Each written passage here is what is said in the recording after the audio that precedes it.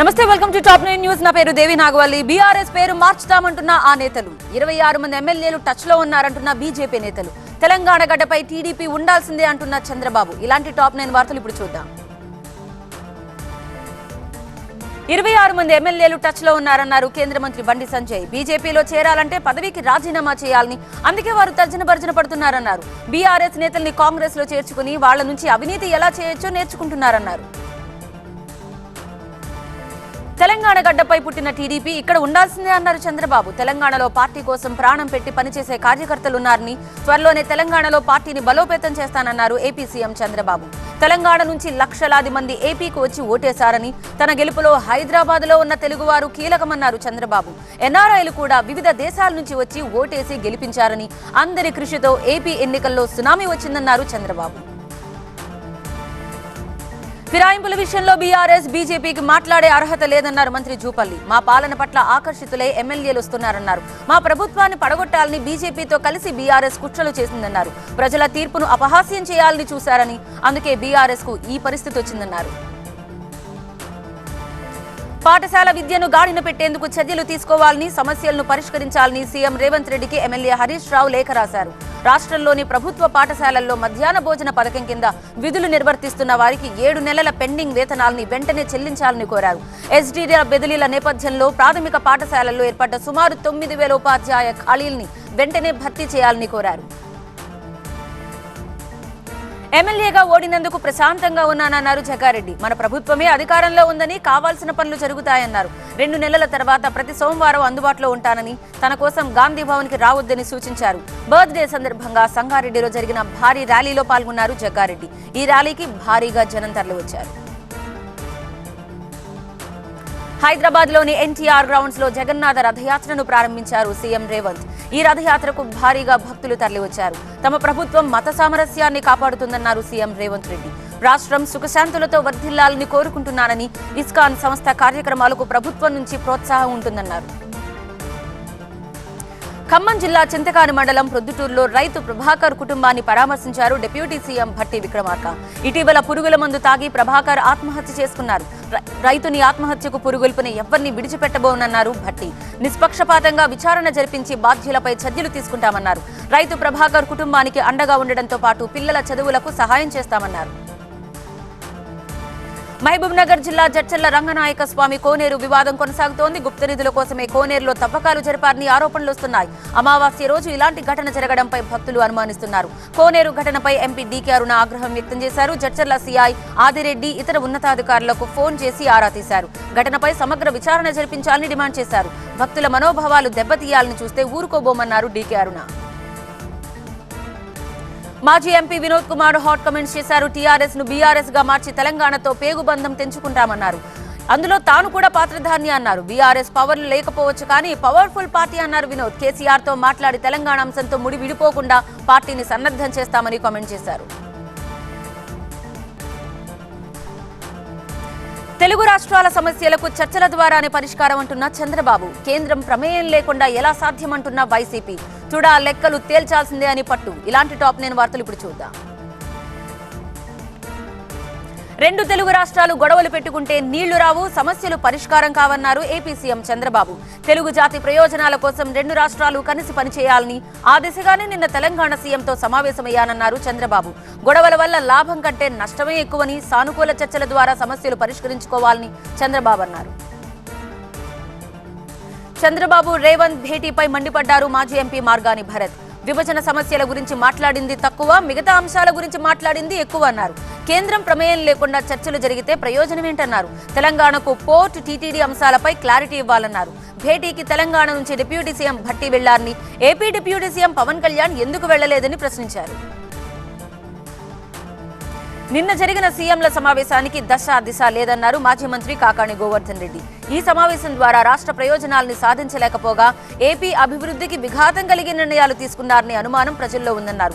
తెలంగాణ ప్రభుత్వం ఏపీ పోర్టుల్లో వాటాతో పాటు టీటీడీలో వాటా కోరిందని, దీనిపై ఏపీ ప్రభుత్వం తరపున వివరణ ఇవ్వాలని కాకాణి గోవర్ధన్ రెడ్డి డిమాండ్ చేశారు.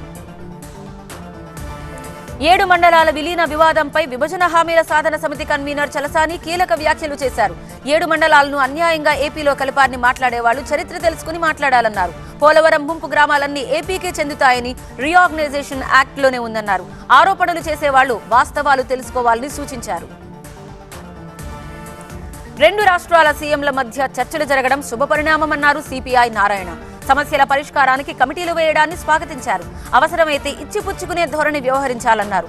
రెచ్చగొట్టే వ్యాఖ్యల్ని పట్టించుకోవద్దన్నారు నారాయణ. రేపు రాజమండ్రిలో బీజేపీ రాష్ట్ర కార్యవర్గ సమావేశం జరగనుంది. ఏర్పాట్లను ఏపీ బీజేపీ చీఫ్ పురంధేశ్వరి పరిశీలించారు. ఈ సమావేశంలో పార్టీ బలోపేతంపై కీలక నిర్ణయాలు తీసుకోనున్నారు. కేంద్ర మంత్రులు మురుగన్, భూపతిరాజు, బీజేపీ జాతీయ కార్యవర్గ సభ్యులు, ఎంపీలు, ఎమ్మెల్యేలు హాజరు కానున్నారు. తిరుపతి జిల్లా చంద్రగిరి నియోజకవర్గంలో తుడా చేపట్టిన అభివృద్ధి పనుల లెక్కలు తేల్చాలని ఎమ్మెల్యే పులివర్తి నాని అధికారులను ఆదేశించారు. అన్ని విభాగాల అధికారులతో సమావేశమైన ఆయన తుమ్మలగుంట చెరువు కోసం వినియోగించిన నిధులు, ఎంపీడీఓలకు ఇప్పటి వరకు ఇచ్చిన 273 కోట్ల తుడా నిధుల లెక్కలు తేల్చాలని కోరారు. ఎన్నికల సమయంలో కూడా 19 కోట్ల నిధులు ఎంపీడీఓల ఖాతాలకు జమ చేయడం ఎంతవరకు సమంజసమని అధికారుల్ని ప్రశ్నించారు. అప్పటి చైర్మన్లు చెవిరెడ్డి భాస్కర్ రెడ్డి, మోహిత్ రెడ్డిల వ్యక్తిగత కార్యాలయాల్లో పనిచేసిన వారి వివరాలు ఇవ్వాలని, వారికి చెల్లించిన జీతభత్యాల గురించి సమాధానం చెప్పాలని కోరారు. ఏపీ అప్పుల ఊబిలో ఉందన్నారు టీడీపీ నేత బుద్ధా వెంకన్న. ఏ శాఖలోనూ ఒక్క రూపాయి కూడా లేదన్నారు. ఏపీ వాటా కోసం సీఎం ఒక అడుగు ముందుకు వేశారని, రేవంత్ ను ఏపీ పిలిచి మాట్లాడే ప్రొఫైల్ బాబుకు ఉందన్నారు. త్వరలోనే అన్ని సమస్యలు తీరుతాయన్నారు బుద్ధా. కర్నూలు జిల్లా ఆలూరులో హైటెన్షన్ వాతావరణం ఏర్పడింది. దివంగత మాజీ సీఎం వైఎస్ రాజశేఖర రెడ్డి విగ్రహం ఏర్పాటు విషయంలో ఇరు వర్గాల మధ్య ఘర్షణ జరిగింది. స్థానిక ఎంపీడీఓ కార్యాలయం ముందు 10 ఏళ్ల క్రితం వైఎస్ఆర్ విగ్రహాన్ని ఏర్పాటు చేశారు. అయితే కొన్ని రోజుల క్రితం జాతీయ రహదారి 167 పనుల్లో భాగంగా విగ్రహాన్ని తొలగించారు అధికారులు. రేపు ఉదయం వైఎస్ఆర్ జయంతి ఉండడంతో తిరిగి వైఎస్ఆర్ విగ్రహాన్ని ఏర్పాటు చేసేందుకు సిద్ధమయ్యారు. అయితే దీన్ని దళిత సంఘాల నేతలు అడ్డుకున్నారు.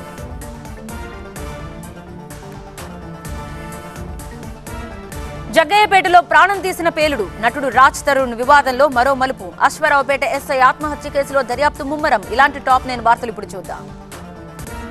దండకారణ్యంలో మావోయిస్టుల ఏరివేసేందుకు ఇప్పటికే కేంద్ర బలగాలు జల్లెడపడుతున్నాయి. ఇందుకోసం భద్రాద్రి కొత్తగూడెం జిల్లా కొండివాయలో జాయింట్ టాస్క్ ఫోర్స్ యూనిట్ ఏర్పాటు చేయాలని అమిత్ షాను సీఎం రేవంత్ రెడ్డి కోరారు. ఈ ఆపరేషన్లో తెలంగాణ పోలీసులతో పాటు central reserved force, Indo Tibetan border force మావోయిస్టుల కార్యకలాపాలపై నిఘా పెట్టనున్నాయి. సినీ నటుడు సుమన్ సంచలన కామెంట్ చేశారు. జైల్లో ఉండి రాజకీయ నాయకులు పోటీ చేయొచ్చు, కానీ సామాన్య ఖైదీలకు ఓటు వేసేందుకు అర్హులు కారా అంటూ ప్రశ్నించారు. సామాన్యులకు ఒక న్యాయం, రాజకీయ నాయకులకు ఒక న్యాయమా అంటూ ప్రజలు ఆలోచించాలన్నారు. మరోవైపు ప్రజాప్రతినిధులకు శాఖల కేటాయింపు విషయంలో పట్టున్న అంశానికి చెందిన శాఖనే కేటాయించాలన్నారు. వ్యవసాయంపై పట్టున్న రామ్మోహన్ నాయుడుకి కేంద్రంలో విమానయాన శాఖ కేటాయించాలని కామెంట్ చేశారు సుమన్. హీరో రాజ్ తరుణ్ వివాదం రోజుకో మలుపు తిరుగుతోంది. లావణ్య తాజాగా మరో ట్విస్ట్ ఇచ్చింది. తనకి రాజ్ తరుణ్ తో పెళ్లయిందని బాంబు పేల్చింది. మాల్వీతో ఎఫ్ఐఆర్ పెట్టుకుని ఇప్పుడు తనని వదిలించుకోవాలని చూస్తున్నాడని ఆరోపిస్తోంది లావణ్య. తన దగ్గర అన్ని ఆధారాలు ఉన్నాయంటోంది. మాల్వీ చెప్తున్నవన్నీ అబద్ధాలంటోంది. భద్రాద్రి కొత్తగూడెం జిల్లా అశ్వారావుపేట ఎస్ఐ శ్రీరాములు ఆత్మహత్య కేసులో ముమ్మర దర్యాప్తు కొనసాగుతోంది. ఎస్ఐ భార్య ఫిర్యాదుతో సిఐ కానిస్టేబుల్స్ పై కేసు నమోదైంది. సిఐ జితేందర్ రెడ్డిని ఐజీ ఆఫీస్ కు అటాచ్ చేశారు. కానిస్టేబుల్ శివ, శుభాని, నాయుడు, శేఖర్ ని ఎస్సీ ఆఫీస్ కు అటాచ్ చేశారు అధికారులు. గుంటూరు జిల్లా కాకుమాన్లో ప్రభుత్వ గురుకుల పాఠశాలలో నీరు లేక ఇబ్బంది పడుతున్నారు విద్యార్థులు. నీళ్లెందుకు లేవంటూ ప్రిన్సిపాల్ పై ఆగ్రహం వ్యక్తం చేస్తున్నారు విద్యార్థుల తల్లిదండ్రులు. నీళ్లు లేకపోతే హాస్టల్లో ఎలా ఉండాలంటూ ప్రిన్సిపాల్ ని నిలదీశారు పేరెంట్స్. దీంతో పోలీసులు అక్కడికి చేరుకుని పరిస్థితి సద్దుమణిగేలా చూశారు. ఆషాఢమాస బోనాల సందడి మొదలైంది. గోల్కొండ కోటపై కొలువే ఉన్న జగదాంబిక అమ్మవారికి తొలి బోనం సమర్పించారు. లంగర్ హౌస్ నుంచి కోట వరకు ఘటాల ఊరేగింపు కొనసాగింది. ప్రభుత్వం తరపున అమ్మవారికి పట్టు వస్త్రాలను సమర్పించారు. గోల్కొండ బోనాలకు పలువురు రాజకీయ ప్రముఖులు తరలివచ్చారు. నంద్యాల జిల్లా మహానంది ఆలయాన్ని చిరుత వదలట్లేదు. గత 20 రోజులుగా ఆలయం దగ్గరే తిష్టవేయడంతో భక్తులు బెంబేలెత్తిపోతున్నారు. ఆలయానికి వెళ్లాలంటేనే వణికిపోతున్నారు. మరోవైపు స్థానికులు సైతం భయభ్రాంతులకు గురవుతున్నారు. పొలాలకు కూడా వెళ్లలేకపోతున్నామంటూ ఆవేదన వ్యక్తం చేస్తున్నారు. వెంటనే చిరుతను బంధించాలని అటవీ శాఖ అధికారులను కోరుతున్నారు. ఇటు సీసీ కెమెరాలో రికార్డైన చిరుత దృశ్యాలు వణుకు పుట్టిస్తున్నాయి. ఆమ్స్ట్రాంగ్ హత్య కేసును సీబీఐకి అప్పగించాలంటున్న మాయావతి. జమ్మూ కశ్మీర్లో పర్యాటకుల సంఖ్య పెరిగిందంటున్న నడ్డా. కన్నుల పండువగా జగన్నాథుడి రథయాత్ర. ఇలాంటి టాప్ 9 వార్తలు నేషనల్ న్యూస్ లో చూద్దాం. ఆమ్స్ట్రాంగ్ హత్య విచారణలో తమిళనాడు ప్రభుత్వం అలసత్వం వహిస్తోందని ఆరోపించారు బీఎస్పీ అధినేత్రి మాయావతి. చెన్నైలో ఆర్మ్స్ట్రాంగ్ భౌతిక కాయానికి నివాళి అర్పించిన మాయావతి ఈ కేసు దర్యాప్తును సీబీఐకి అప్పగించాలని డిమాండ్ చేశారు. ఈ కేసులో లొంగిపోయిన వాళ్లు అసలు నిందితులు కాదంటున్నారు. ఆర్టికల్ 370 రద్దు తర్వాత జమ్మూ కాశ్మీర్ 2 కోట్ల మంది పర్యాటకులు సందర్శించారని తెలిపారు కేంద్ర మంత్రి జేపీ నడ్డా. జమ్మూలో పర్యటిస్తున్న నడ్డా బీజేపీ రాష్ట్ర నాయకులతో భేటీ అయ్యారు. ఆ తర్వాత జమ్మూలోని ఎయిమ్స్ ను సందర్శించారు. ఎయిమ్స్ మొత్తం తిరిగి అధికారులతో వివరాలు అడిగి తెలుసుకున్నారు. ఎయిమ్స్ లో ఉన్న మోటార్ వెహికల్ పై ప్రయాణించారు. కేంద్ర హోంశాఖ మంత్రి అమిత్ షా గుజరాత్ లో పర్యటించారు. అహ్మదాబాద్ లో ఒక మల్టీ స్పెషాలిటీ హాస్పిటల్ ని ప్రారంభించారు. ప్రజలకు మెరుగైన వైద్య సేవలు అందించాలని హాస్పిటల్ యాజమాన్యానికి సూచించారు. అంతకుముందు కొన్ని అధికారిక కార్యక్రమాల్లో పాల్గొన్నారు అమిత్ షా. పూరి తర్వాత అత్యంత వేడుగ్గా అహ్మదాబాద్ లో జగన్నాథ రథయాత్ర జరిగింది. గుజరాత్ పోలీసులు ఈ యాత్రకు భారీ బందోబస్తు ఏర్పాటు చేశారు. సెంట్రల్ కమాండ్ నుండి రథయాత్ర కొనసాగే మార్గాన్ని సీసీటీవీల ద్వారా పర్యవేక్షించారు. బ్రిటన్ పార్లమెంటుకు కేరళ నుంచి వలస వెళ్లిన వ్యక్తి ఎన్నికయ్యారు. కొట్టాయంకు చెందిన సోజన్ జోసెఫ్ నర్సుగా పనిచేసేందుకు 2 దశాబ్దాల క్రితం లండన్ వెళ్లారు. తాజా ఎన్నికల్లో ఆఫ్షోర్ నుంచి లేబర్ పార్టీ అభ్యర్థిగా పోటీ చేసి గెలిచారు. ముంబైలో మరో హిట్ అండ్ రన్ కేసు నమోదైంది. ద్విచక్ర వాహనంపై వెళుతున్న ఒక జంటను BMW ఢీకొట్టడంతో ఒక మహిళ చనిపోయింది. అయితే ప్రమాదం జరిగిన వెంటనే కార్ డ్రైవర్ అక్కడి నుంచి పరారయ్యాడు. శివసేనకు చెందిన ఎమ్మెల్యే రాజేష్ షా కుమారుడు 24 ఏళ్ల మిహిర్ శ్యామ్ కార్ నడిపినట్టుగా గుర్తిస్తున్నారు. జమ్మూ కాశ్మీర్ లో వరుస ఎన్కౌంటర్లు. మహారాష్ట్రలోని థానే జిల్లాలో రిసార్ట్లలో చిక్కుకున్న వారిని రక్షించిన ఎన్డీఆర్ఎఫ్. హిమాలయాల్లో ఉగ్ర రూపం దాల్చిన నదులు. ఇలాంటి టాప్ 9 వార్తలు మెట్రో న్యూస్ లో చూద్దాం. మహారాష్ట్రలోని థానే జిల్లాలో ఒక రిసార్ట్ లో 49 మంది చిక్కుకోగా ఎన్డీఆర్ఎఫ్ బృందాలు రక్షించాయి. షాపూర్ ప్రాంతంలోని ఒక రిసార్ట్ ని వరద నీరు చుట్టుముట్టింది. దీంతో బోట్లు, లైఫ్ జాకెట్ల సాయంతో వారిని రక్షించారు. వర్షాకాలం కావడంతో థానే, పాల్ఘర్ జిల్లాలో 13 ఎన్డీఆర్ఎఫ్ బృందాలను మోహరించారు. తాజాగా 49 మందిని రక్షించారు. మరోవైపు భారీ వర్షాల కారణంగా పలు చోట్ల లోకల్ రైళ్లుని నిలిపేశారు అధికారులు. జమ్మూ కాశ్మీర్లోని కుల్గాం జిల్లా వరుస ఎన్కౌంటర్లతో దద్దరిల్లుతోంది. 2వ రోజు కూడా ఉగ్రవాదుల కోసం వేట కొనసాగుతోంది. రిజల్చిన్ గ్రామ్ ప్రాంతంలో టెర్రరిస్టులు నక్కారన్న సమాచారంతో ఆర్మీ కూంబింగ్ చేపట్టింది.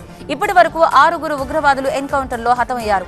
2 జవాన్లు వీరమరణం పొందారు. ఎన్కౌంటర్ స్పాట్ ని ఆర్మీ, పోలీస్ ఉన్నతాధికారులు పరిశీలించారు. ఎన్కౌంటర్ ఇంకా కొనసాగుతున్నట్లు తెలిపారు.